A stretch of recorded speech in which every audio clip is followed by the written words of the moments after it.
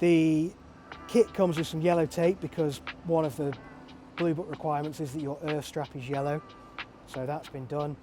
And then the kill switch has been set up.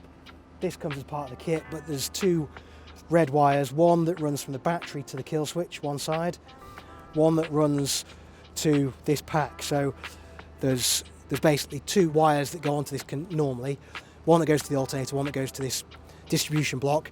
They both get linked by a bolt which is in the pack. You can see one of those wires goes to each side of the big 12mm bolt, and then the red and the black go on that side, so connected to.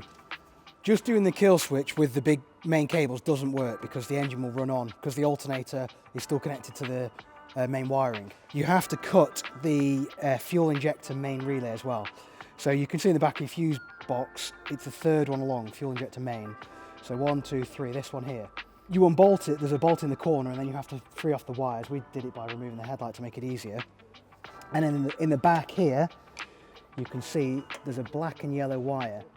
That goes in to one of the pins on the back of this third relay. Cut that, and then the wires that go to the kill switch here are going to be looped into that. So basically, it will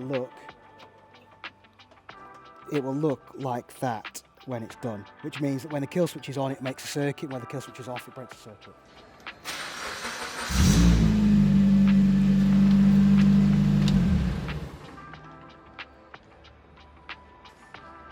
The radio panel, so we haven't actually made anything for that. All we've done is remove the radio from behind and then reuse the front plate, and then where one of the buttons came through, we've put the pull cord for the kill switch, and then we've made another hole for the fire extinguisher pull cord.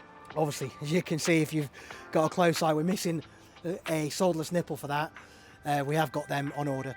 The pull cords come through into the scuttle. There's no need to make any bracket. They've actually bolted to the original, one of the original brackets that the scuttle bolts to.